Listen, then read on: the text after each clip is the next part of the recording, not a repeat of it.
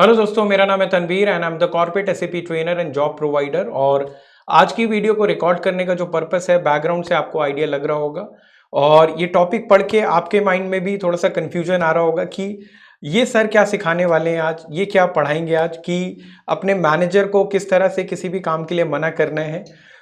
ये थोड़ा सा स्ट्रेंज टॉपिक है। हाँ, तो ये जो टॉपिक है ये बहुत ज़्यादा इंपॉर्टेंट टॉपिक भी है और ऐसा नहीं है कि आपको मैनेजर को हर किसी काम के लिए मना करना है और ऐसा भी नहीं है कि आप हर किसी काम के लिए यस बोलें। तो आपकी जो स्टैंडर्ड जॉब रिस्पॉन्सिबिलिटीज हैं, डेली जॉब रिस्पॉन्सिबिलिटीज हैं, ठीक है, आपको उन जॉब रिस्पॉन्सिबिलिटी के अलावा अगर मैनेजर कोई एक्स्ट्रा काम असाइन करता है, एक्स्ट्रा टास्क असाइन करता है, तो उस सिचुएशन को आपको कैसे हैंडल करना है, उसी से रिलेटेड ये वीडियो है। और ये वीडियो इंपॉर्टेंट इसलिए है क्योंकि इसमें जो फैक्टर्स हम आपको बताएंगे या पॉइंट जो बताएंगे, अगर वो आप माइंड में रखेंगे या उन पॉइंट्स और फैक्टर्स को आप यूज करेंगे तो आपको जो अपना वर्क लाइफ बैलेंस है उसे मैनेज करने में आसानी होगी। आपका जो ऑफिस के अंदर आपकी जो इमेज है, ठीक है, उसे मैनेज करने में आपको आसानी होगी। तो ये बहुत इंपॉर्टेंट टॉपिक है, ठीक है। तो आप लास्ट तक इसे बहुत ध्यान से देखना, आपको एंड टू एंड सारी एक्टिविटीज या सारे पॉइंट्स जो है बहुत क्लियरिटी के साथ समझ में आएंगे, ठीक है। सबसे पहले हम नेक्स्ट स्लाइड पे चलते हैं। नेक्स्ट स्लाइड्स के अंदर अगर आप देखेंगे तो इसमें हमने जो डिस्कशन किया है या जो हेडिंग मेंशन की है वो है factor needs to be consider in this situation. मतलब आपको वो कौन कौन से फैक्टर्स अपने माइंड में रखने हैं जो इस तरह की सिचुएशन में आपके काम आएंगे या फिर इस तरह की सिचुएशन में डिसीजन लेने में आपकी हेल्प करेंगे, ठीक है।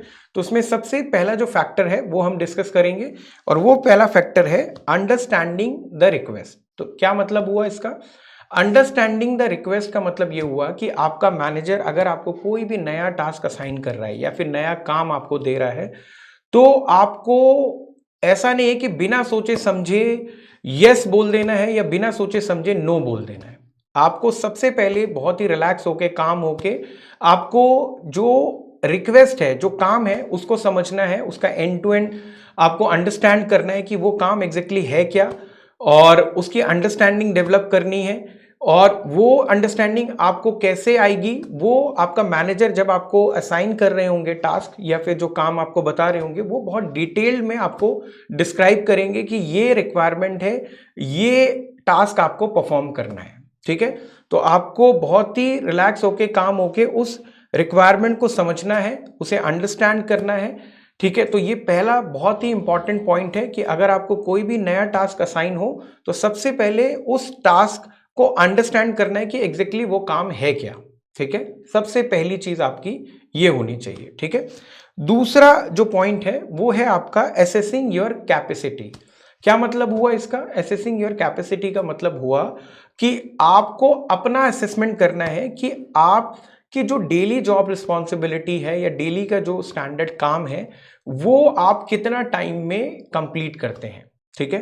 तो अगर आपको लग रहा है कि वो काम जो है वो जो नया टास्क आपको असाइन हुआ है, ठीक है, वो उस वर्किंग आवर्स में कंप्लीट करना मुश्किल है, ठीक है, तो वो आपको कैसे पता लगेगा? वो ऐसे तभी पता लगेगा जब आप अपना काम को या अपना सेल्फ असेसमेंट कर पाएंगे कि हाँ, जो मेरे पास टाइम है 8 आवर्स, 9 आवर्स, 10 आवर्स, जितने भी टाइम है, उस टाइम के अंदर मैं अपनी जो स्टैंडर्ड जॉब रिस्पॉन्सिबिलिटीज हैं वो परफॉर्म कर लूंगा आसानी से और फिर ये जो एक्स्ट्रा काम है उसे भी टाइम दे पाऊंगा, ठीक है। ये चीज आपको असेस करना है। या फिर आपको ये आइडिया लगेगा कि नहीं, मेरे पास जो अभी काम है वो इतना ज्यादा है कि मैं जो स्टैंडर्ड टाइम है उसमें ही उसे कंप्लीट कर पाऊंगा, एक्स्ट्रा काम को मैं अभी हैंडल नहीं कर सकता, ठीक है। तो आपको सबसे पहली जो चीज है वो अपनी कैपेसिटी को एसेस करना है इन टर्म्स ऑफ टाइम, कि कितना टाइम आपके पास है।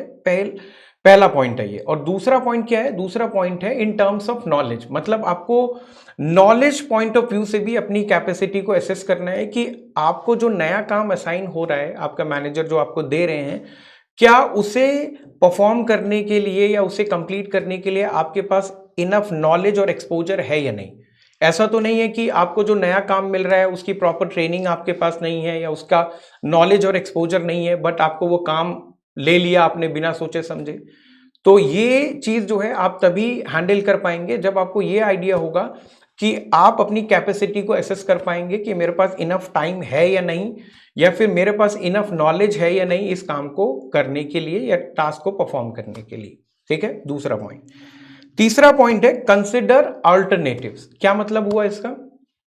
इसका मतलब हुआ कि आपको इस चीज को भी समझना है, इवन अपने मैनेजर को सजेशंस भी देनी है ऑल्टरनेटिव्स के लिए। ऑल्टरनेटिव्स क्या हो सकते हैं कि अगर आपको लग रहा है कि नहीं, मेरा जो डेली रूटीन है या फिर मेरे जो वर्किंग आवर्स है उसमें मैं अपने स्टैंडर्ड जॉब रिस्पॉन्सिबिलिटीज को ही परफॉर्म कर सकता हूं, कोई एक्स्ट्रा काम नहीं हैंडल कर सकता, तो फिर आप अपने मैनेजर को जो है ऑल्टरनेटिव्स दे सकते हो, उन्हें बता सकते हो कि हाँ, ये जो ऑफिस मेट है या फिर दूसरे टीम मेंबर्स हैं उनके पास, किसी के पास कम काम है या फिर वो फ्री है, ठीक है, और उसके साथ डिस्कस करने के बाद, उस टीम मेट्स के साथ डिस्कस करने के बाद आप उसका नाम रिकमेंड कर सकते हो।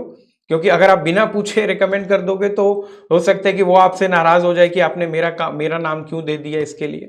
ठीक है, तो पहले आप डिस्कशन कर लें, पहली चीज। या फिर अगर आप रिकमेंड कर रहे हैं तो उसे कॉन्फिडेंशियल रखें। ठीक है, आपको आइडिया होगा कि कौन किस लेवल पे काम कर रहा है आपकी टीम के अंदर। पहला ऑल्टरनेटिव ये है कि आप अपने टीममेट्स को का नाम रेफर कर दें। दूसरी जो सिचुएशन है वो ये है कि आप ये भी सजेशन दे सकते हैं, ऑल्टरनेटिव दे सकते हैं, अगर वो जो एडिशनल काम आपको मिल रहा है और आपको लग रहा है कि वो क्रिटिकल है, आपका मैनेजर आपको बता रहे हैं कि वो बहुत इंपॉर्टेंट काम है, तो आप जो है वो एक्स्ट्रा वर्किंग आवर्स में टाइम डिवोट करके या थोड़ा सा शिफ्ट टाइमिंग को एक्सटेंड करके उसे कंप्लीट करने का सजेशन आप दे सकते हैं, ऑल्टरनेटिव दे सकते हैं। या फिर आप वीकेंड में काम करने का सजेशन या ऑल्टरनेटिव भी दे सकते हैं अगर वो काम हाईली क्रिटिकल है। ठीक है, उस सिचुएशन में।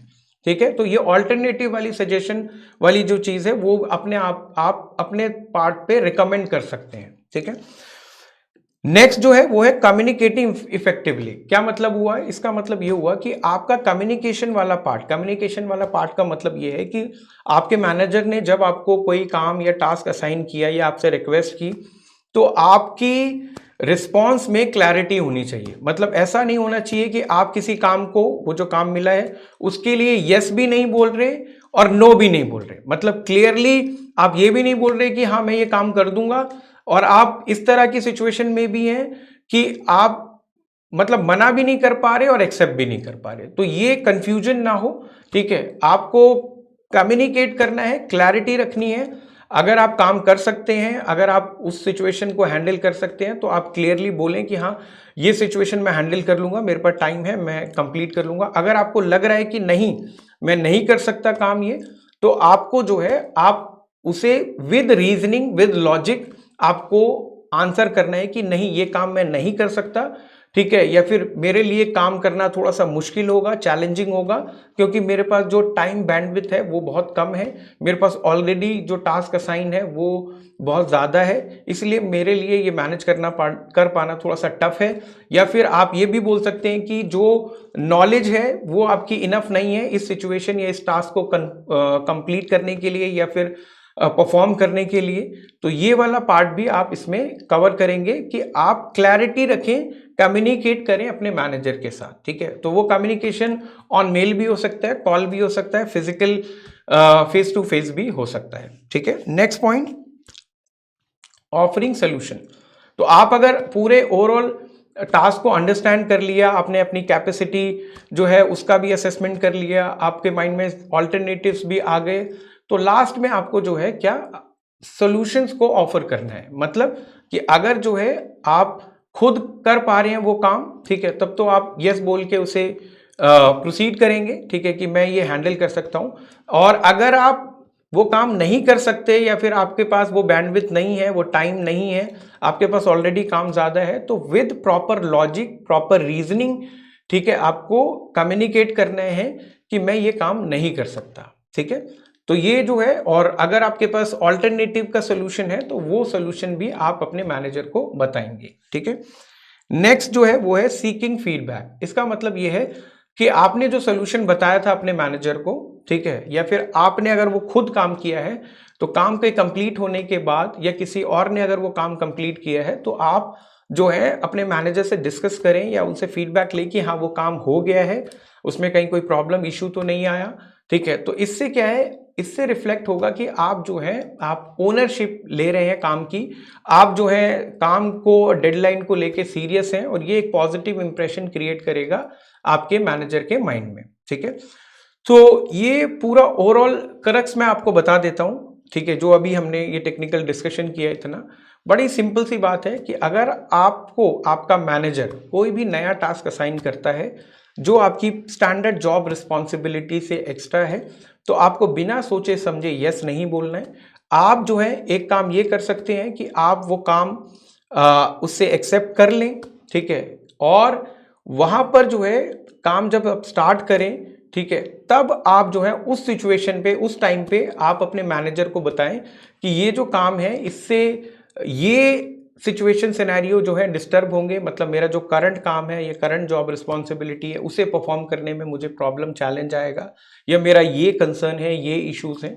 ठीक है, तो इससे क्या होगा कि उसके माइंड में ये एक नेगेटिव इंप्रेशन आपका क्रिएट नहीं होगा कि आपने स्ट्रेट फॉरवर्ड किसी काम के लिए मना कर दिया।